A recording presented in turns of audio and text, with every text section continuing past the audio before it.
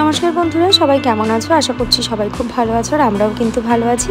Priyanka's ক্রিয়েশনে নতুন একটা ভিডিওতে তোমাদের সবাইকে অনেক ওয়েলকাম, অনেক ভালোবাসা জানিয়ে আজকে ভিডিওটা স্টার্ট করছি এখান থেকে। এটা হলো গতকাল রাতের ভিডিও। তো সেদিন হলো একটু ডিম চচ্চড়ি করেছিলাম। এই রান্নাটা অবশ্য আমি এই প্রথমবার করলাম, এর আগে কখনো কিন্তু এই রান্নাটা করিনি। আর সত্যি কথা বলতে আমার বরাবরই নিত্য নতুন রান্না করতে কিন্তু ভীষণ পছন্দ হয়, আমার মায়েরও সেম তাই। আর মায়ের কি বলতো, আমরা যেমন একটা জিনিস দেখে তারপরে রান্না করি, আর মা করে মন থেকে। ধরো কোনো অনুষ্ঠান বাড়ি খেতে গেল, এটা কিভাবে বানিয়েছে, আসলে ওরা হলো পাক্কা রাঁধুনি, জানো তো। পাক্কা রাঁধুনিদের না কখনো কোনো কিছু দেখতে হয় না, তারা একবার খেলেই বুঝতে পারে যে এই রান্নাগুলোর মধ্যে কি দেওয়া আছে, কি দিয়ে তৈরি করা। তো মা কিন্তু ওরকম খেয়েই বুঝতে পারে, আর আমরা কিন্তু ওই সব পারি না, আমাদের দেখতে হবে, শুনতে হবে কিভাবে করেছে, সেইটা তো না দেখলে কিছুতেই পসিবল নয়। তো যাই হোক, ওইদিকে কথা বলতে বলতে সকালবেলার দিকে একদম টাইম পাইনি আমি। তো ওইদিকে রান্না করেছিলাম চাল কুমড়োর ঘন্ট, একটু মুগ ডাল দিয়ে। রান্নাটা স্পেশালি আমার মায়ের থেকে শেখা, মা আমাকে শিখিয়েছিল আর কি। তো সেই মতো আমি আজকেই রান্না করলাম। বড়িটা একটু ভেজে নিয়েছিলাম, একটু রাঁধুনি ফোড়ন দিয়েছি, আর চাল কুমড়োটা দেওয়ার পরপরই কিছুক্ষণ পরে গিয়েই আর কি মুগ ডালটা দিয়ে দিয়েছিলাম ওর মধ্যে। আর এইদিকে দেখো, বাবা না আমার ব্রাশটা নিয়ে ব্রাশ করতে চাইছে। তো ওইদিকে সকালে একবার ভাত হয়ে গেছে, রোজই খেয়েছিল সকালবেলার দিকে, ভাতটা একটু কম পড়ে গেছে, ওই জন্য আবার এখন এই ছোট্ট হাঁড়িটাতে করে বসিয়ে দিলাম। আর বাবানের ভাতটা যেহেতু আলাদা করি, ওকে আমাদের সাথে ভাতটা দিই না, ওর ভাতটা একদম গলা গলাভাবে করি। আর এই সসপ্যানটা কিনে যে কী ঠকা ঠকেছি, সে মনে হয় আর বলার মতো নয়। এই জন্য বলে মেলার থেকে কোনো জিনিসপত্র কিনতে নেই, বিশেষ করে বাসনপত্র। এইটা কিনেছিলাম ঠাকুরনগর মেলার থেকে। বরাবরই ঠাকুরনগর মেলার জন্য সারাটা বছর অপেক্ষা করে থাকি, কবে সেই মেলাটা আসবে, কবে গিয়ে আমি জিনিসপত্র কিনবো। কিন্তু দেখো, জিনিসগুলো কিন্তু একটাও ভালো হয় না। কিন্তু ওই যে আমার নেশা, সেই পুরো মদের নেশার মতো নেশা আমার এটা, জানো তো। আর এইদিকে স্নান দান করে এসে রান্নাবান্না সেরে এসেই স্নান করেছি, আর সকালবেলার দিকে তো বাসি কাপড় ছেড়ে স্নান একবার হয়েই যায়। তারপরে চলে এসেছি আমাদের গপুকে পুজো দিতে। আমাদের মানে আমার পাপান, যেহেতু আমি পাপান আর আমি গপুটাকে একটু বেশিই ভালোবাসি, তো ওই জন্য আমাদের বললাম। তো যাই হোক, ওইদিকে গপুকে পুজো টুজো দেওয়া হয়ে গেছে, আর এইদিকে আসলাম একটু চা করতে। সকালবেলা থেকে এখনও একটু চা খাওয়ার সুযোগ পাইনি, খালি রান্নাঘরেই কেটে যায় দিন, অথচ খাওয়ার সময় পাই না। তাও আবার লোকে কত কি বেশি কথা বলতে ছাড়ে না।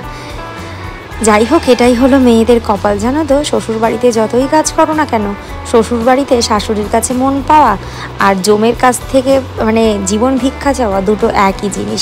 জম যেমন তোমাকে কখনো জীবন ভিক্ষা দেবে না, শাশুড়িদের কাছে তুমি হাজার কাজ করলেও কোনোদিনও তুমি মন পাবে না। আর এই দিকে দেখো আমার বাবানের অবস্থা, এটা বাবানের প্রতিদিনের একটা হিস্ট্রি। কি করে বলো তো, রাত্রেবেলা ওকে ঘুম দেবো এক জায়গায়, ঠিক ও মাঝখানে শোয় যেহেতু, ও একবার গিয়ে ওর পাপার কাছে গিয়ে হিস করে দিয়ে আসবে, একবার আসবে আমার কাছে হিস করে দিতে। আর আজকে আমার কাঁথাটা ছিল সাইডে রাখা, ওইদিকে আমার কাঁথার মধ্যে এসে হিস করে দিয়ে গেছে। তো কাঁথাটা যেখানটা হিসু করেছে সেই জায়গাটা একটু ধুয়ে ঠুয়ে তারপরে একটু মেলে দিয়ে আসলাম। তারপরে চাটা খেলাম, দুপুরে খাওয়া দাওয়ার পরে একটু টক দই ঠই নিয়ে খেতে বসেছি।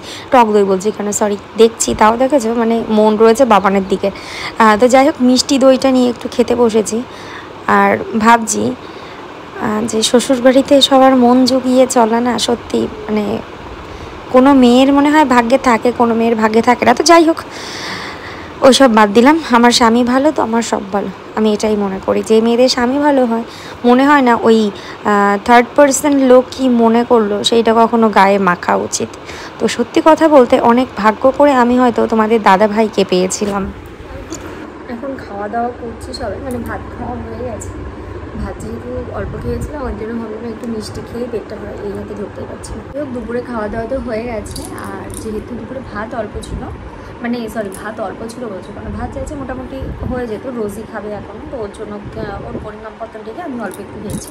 দুপুরবেলার দিকে বেশি একটা ভাত খেতে পছন্দও হয় না। মিষ্টি রয়েছে কত দিন ধরে ফ্রিজে, সেরকম আমাদের খাওয়াই হয় না, কেউ খায়ও না ওদেরকে। তো ওই জন্য ভাবলাম একটু মিষ্টি নিয়েই আসি, সেই তো ফেলেই দিতে হয় লাস্টে, তার থেকে ভালো খেয়ে নেওয়াটাই ভালো। তো আর কি লেডি কেনিটা হলো দোকান থেকে নিয়ে এসেছিলাম, আমি আগের দিন গেছিলাম দোকান থেকে নিয়ে এসেছিলো।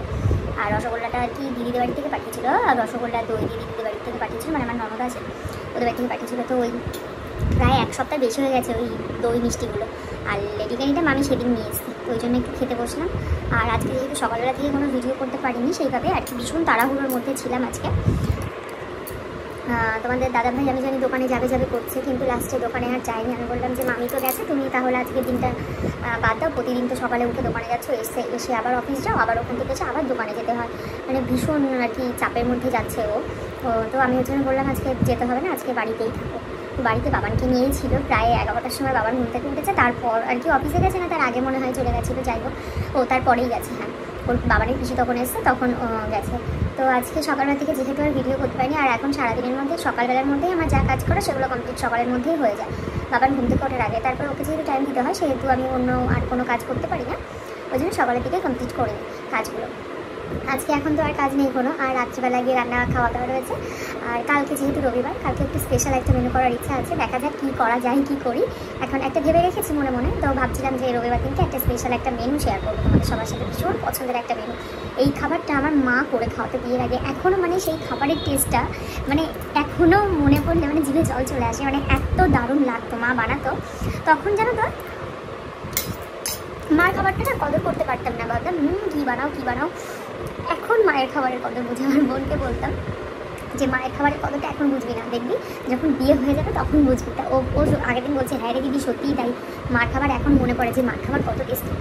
তো ওই খাবারটাই বানাবো আমি, মায়ের মতন অত সুন্দর আমার হয় না ওই রান্নাটা, কিন্তু বিয়ের পর আমি একবার না দুবার যাই হোক ট্রাই করেছিলাম, দুবার ট্রাই করেছিলাম। একবার ভাই এসেছিলো, ভাইকে কী করে দেবো, তো সেদিনকে ওই রান্নাটা করেছিলাম। আর একদিনকে আমার একটু মনে হয়েছিলো যে আমার একটু নিত্য নতুন খাবার রান্না করতে বরাবরই ভালো লাগে, তো সেই দিনকে করেছিলাম। তো যাই হোক, কালকে রবিবার, কালকে একটা স্পেশাল মেনু তোমাদের সাথে শেয়ার করবো। আর আজকে ভিডিওটা এখানে এন্ড করে, কী রান্না হচ্ছে সেটা কালকে দেখাবো। আর আজকে ভিডিওটা এখানে এন্ড করলাম। সবাই ভালো থেকো, সুস্থ থেকো, সাবধানে থেকো, টাটা।